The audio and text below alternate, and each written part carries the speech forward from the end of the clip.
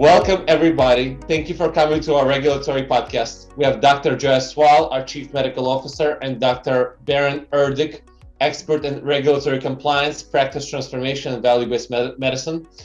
Thank you, everybody, for being here today. Dr. Jayaswal, please introduce yourself and introduce Dr. Erdik, and we can get started. Sure. Thank you, Stan. My name is Dr. Avinash Jayaswal. I'm Chief Medical Officer at CCM Health. My background is emergency medicine and surgery, and I am very happy to be able to now contribute with my experience in what is the new norm of value-based medicine. Dr. Baran Erdik is our advisor, expert on regulatory compliance, practice transformation, and value-based medicine. And we are very happy to have him and Stan with us today. Thank you, Dr. Avinash, and then thank you, Stan, for the introductions. As Dr. Jayaswal has introduced, I am Dr. Baran Erdik. I am in an advisory setting for regulatory compliance, and my background is on top of medicine. I have been working for a state survey agency, so I have conducted over 2,500 surveys, and then any sorts of allegations of non-compliance. So you name it, I've seen it. So anything to do with acute care facilities, hospice, not long-term care, but similar settings, etc., I have seen it. So anything that has to do with CMS regulations, I've been in it for close to 5-6 years now. And along with, I have a master's in healthcare policy and administration. So that gives me a broad understanding of the things that CMS has been pushing down and things that are going to be changing in the next year or so.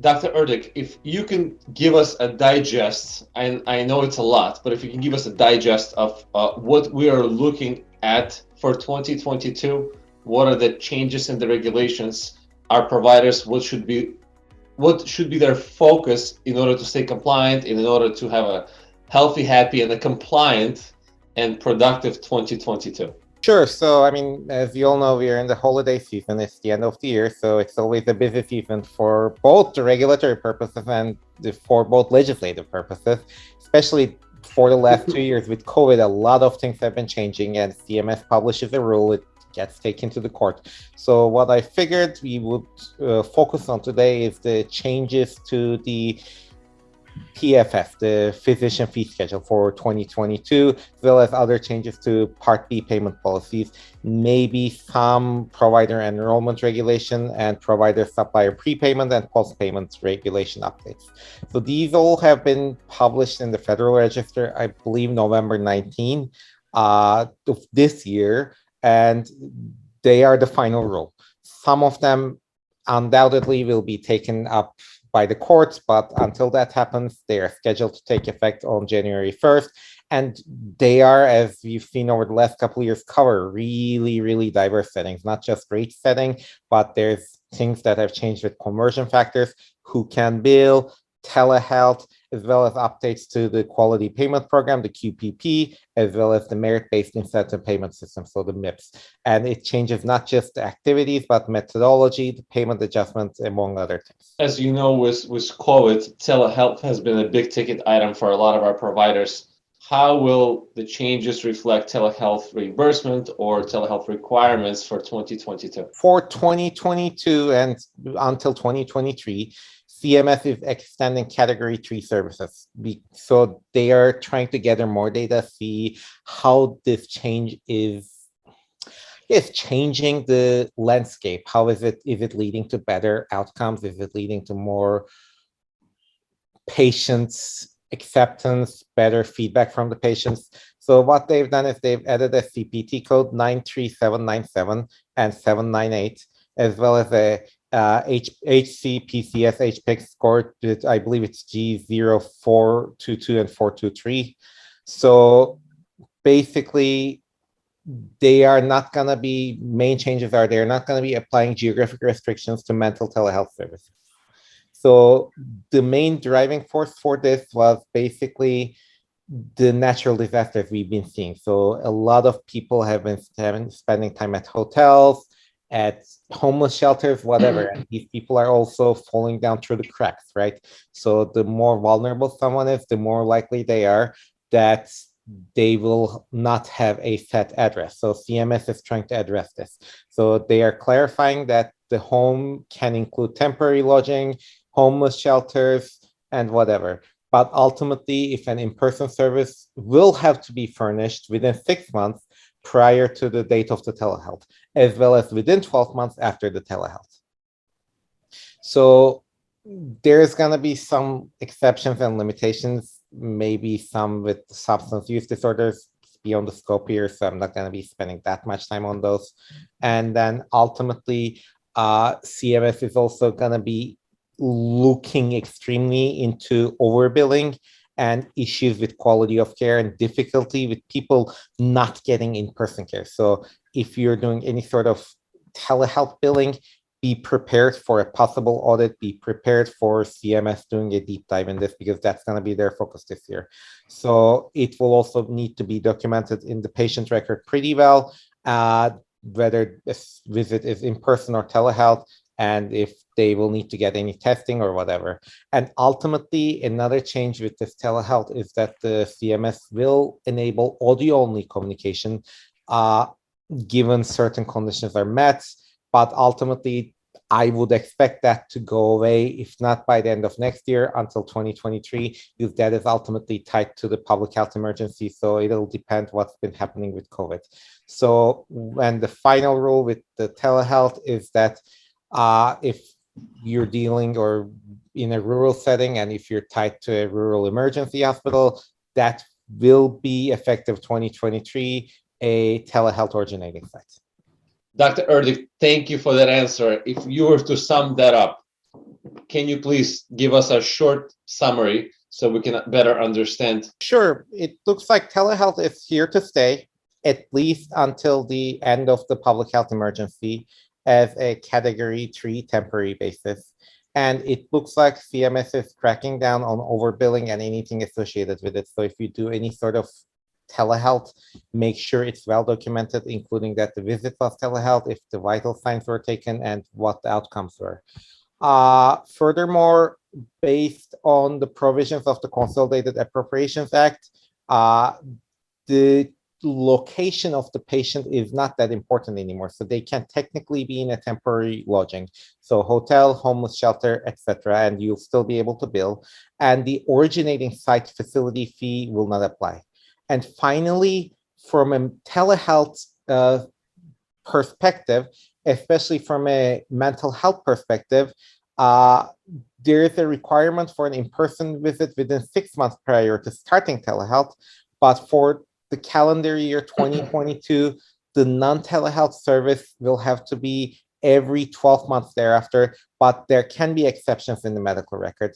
And ultimately, it will just depend, because CMS will be gathering a lot of data, and then it'll just depend how COVID plays out and whether the feedback from patients is good and whether this change leads to better outcomes or not. Dr. Erdik, thank you for that answer. Can you cover the regulatory changes for our physician assistants?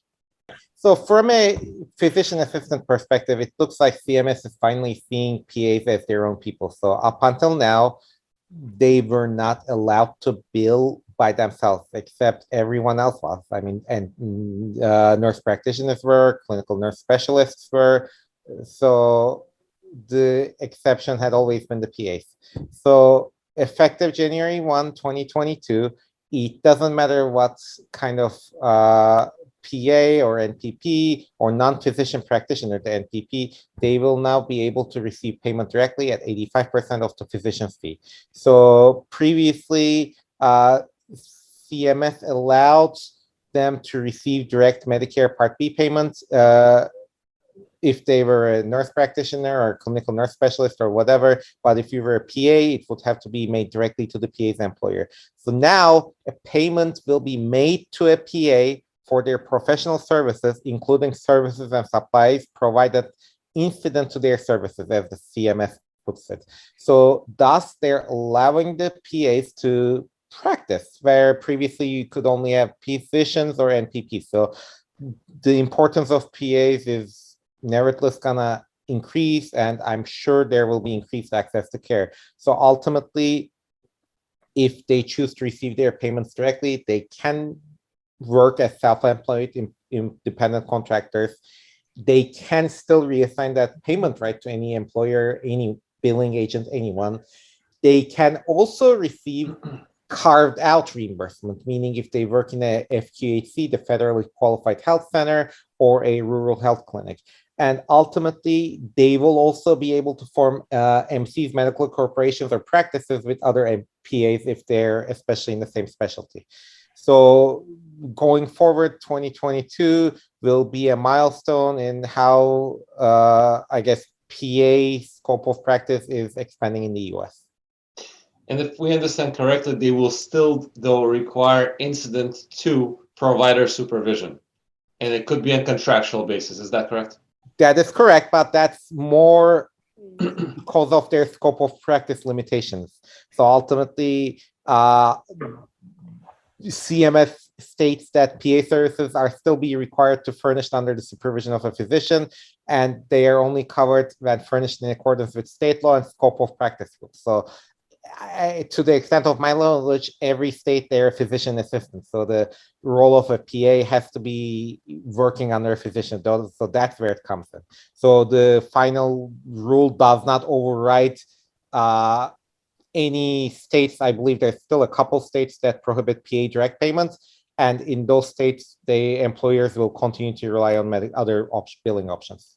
Dr. Erdik, for 2022, what is the regulatory landscape for providers that have not implemented EMRs or EHRs within their practice, or the providers or practices that have implemented but are using that on a superficial level? What does that mean? That means they're using it just for appointment setting. They're using that to prescribe medications, but they are not using that for documentation of their encounters. They are not using it to share information with other providers or trace referrals or conduct their coding and billing of their platform. What can they expect in 2022 and future years to come? It's a sad day that we are still having to discuss this in the year 2021. You know, it's like you click a button, Amazon delivers the next morning, you click another button, all your life is on Facebook, and so on and so forth, that we still have to deal with so many papers, and in the time frame of this global warming and everything, that we are cutting down so many trees for these paper medical records. But ultimately, all in all, CMS has been on this electronic health records kick from ever since, I would say, early 2000s. The last major change came with the HITECH Act, right? The Health Information Technology and for Economic and Clinical Healthcare Act. So that was 2009. So that ultimately called for meaningful use. So not just the HR, but you had to show that there was some sort of meaningful use for it. So basically, that also came with also two penalties. Either the reduction of incentive payments, so there's been financial incentives if you were showing meaningful use, and reduced Medicare reimbursement. So basically, if you're Medicare eligible, do any sort of CMS billing. If you're not complying with the HR requirements, then the reimbursement of Medicare continues to be reduced 1% annually. So that downgrade is continuing until compliance. And in 2017, it jumped to 3%. So basically, every second you're losing more money. And this is without any regards to MIPS or QPP or whatever your payment methodology is, because you also have to think about whether you're participating in MIPS without even knowing you're participating in MIPS. And I've seen a lot of clinicians, providers, you name it, I've seen it.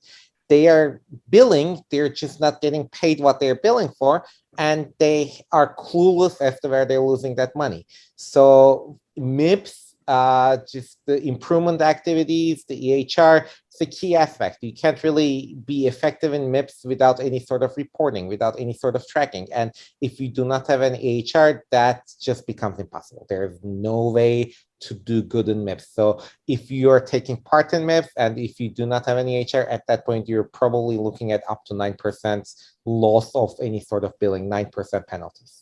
Thanks a lot. So also, I'd like to touch a topic of compliance, and I'd like to touch a topic on accreditations. And I know you are doing a dedicated webinar for providers that want to tilt their practice and improve their practice and participate in more plans.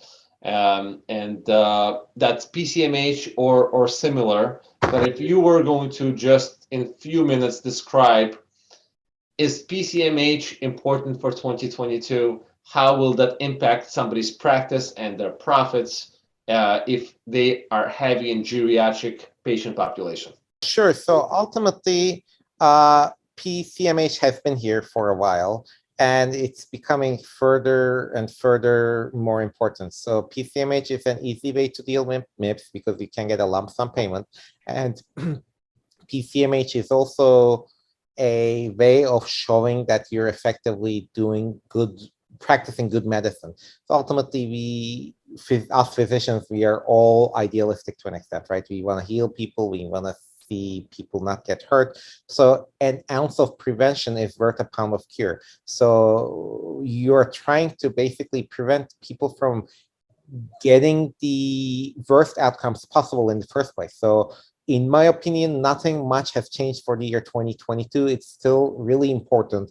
And if you think you are in a practice that is providing crucial access to people, that is dealing with more primary care issues, and you want to take it up to the next level, and you want to have increased billing possibilities, all the same while improving quality and ensuring your patients fare out much better than comparable patient populations, then PCMH is the way to go. I know we'll provide listeners access to the webinar, so the ones that want to learn more, I believe that's about an hour, they'll be able to sign up and get access. Thank you. What about population health? So the importance of population health within the practice and the importance of stratifying risk and looking at disease states, and how will that reflect their performance in meeting or exceeding national benchmarks and comparing themselves to other providers. Can you please cover that as well? Sure.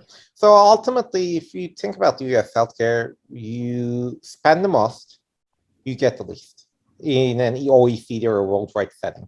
There's numerous reasons for it, but it doesn't matter. So the US has been trying to change this ever since mid-2000s. Has it been working? That's a debate for another session. But all in all, ultimately, what they've been trying to do is AAA, improving the experience of care, improving the health of the populations, and reducing the per capita costs of healthcare all the same while. So a lot of the payment methodology, management of health is going towards a population or per capita basis. So if you are more into ensuring that your patient population is healthy, there's going to be more opportunities for you to start billing per member per capita, or just getting a lump sum payment per just the number of patients you have or something similar.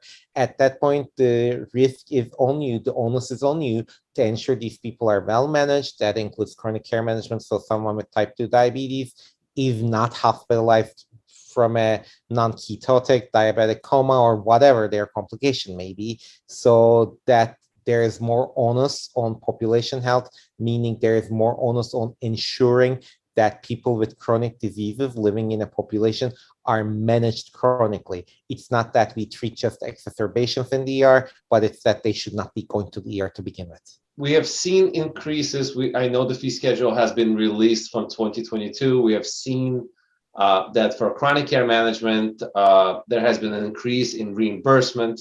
And we do know that chronic care management, remote patient monitoring, and CCM, which is a behavioral health integration component, they're all tools to manage the patient population and to strive for better clinical outcomes. Can you please touch on that subject? Many providers have not implemented it within their practice, so essentially their patient population is seeing them every 3 months, how they're used to be seeing them, but essentially they fall through the cracks in between visits. Can you please shed some light? Sure. So ultimately, this is the question you got to ask yourself, right? Where does your responsibility as a physician stop? Oh, I prescribed that patient metformin. Are they taking it? I mean, what am I supposed to do? Go to their home every night, driving back from work, and open their mouth and shove it down their throat? That's to an extent, I see that point, being a physician myself. But on the other hand, just because you prescribe something doesn't mean there isn't barriers to it. So CCM and all the associated things are all about population management, just be discussed, right? So basically, is there an issue with this patient? Why are they not taking the pill? Do they not have a car that they can drive to the pharmacy? Do they not have running water that they can take the pill? So it's just whatever situation there. So CCM comes in there. CCM helps you bridge that gap so that if the patient has an acute exacerbation or a sudden question or a sudden spike in their blood sugar or something like that, then there's someone else without bothering you constantly that can effectively triage what needs to be seen by you. So it's like a gatekeeper of sorts, because the problem with all of this is also that in order to be a PCMH or an effective primary care provider, you need to provide people access. And with more access, where's the limit? Like, when are you going to say no to someone asking I mean, there's no stupid question, but when are you going to say no to someone asking a inappropriate question, I guess? And that boils down to the same issue. So CCM is there to help as your gatekeeper, to help effectively manage these people when they are not actively seen in your office, and to ensure that there's good continuation of care for their chronic illnesses when they are in between the visits. Thank you for the answer. Thank you both for your input. Can I just ask you about sequestration? I mean, it's been on the horizon for a while. Everyone's up in arms. AMA, the ANA, whatever A you can find, they've been up in arms. So basically, the House and the Senate voted last week, and President Biden signed into law on December 10th. So it's delaying the reduction in Medicare rates that were supposed to take effect in 2022. Again, it's not canceling them, you're just delaying them. But at this point, I mean, we're just going to keep delaying them. So it's the Protecting Medicare and American Farmers from Sequester Cuts Act, meaning the act. So that provides delays in the sequestration cuts and increases the rates for the physician fee schedule. So all in all, the 2% sequestration cut that was supposed to be on January 1st is postponed until April 1st, 2022. And basically from April 1st to June 30th, the sequestration is just 1%, not 2%. So this has been being postponed almost since when it was enacted in 2011, the Budget Control Act. Then you have the pay-as-you-go, the pay-go sequestration cut, which would have been on top of that. So that was supposed to reduce Medicare by 4% in 2022. That's delayed until 2023. And the rates for the physician fee schedule are increased 3% for 2022. That is mitigating the expiration of the temporary 3.75% for 2021 that was due to the pandemic and the Consolidated Appropriations Act.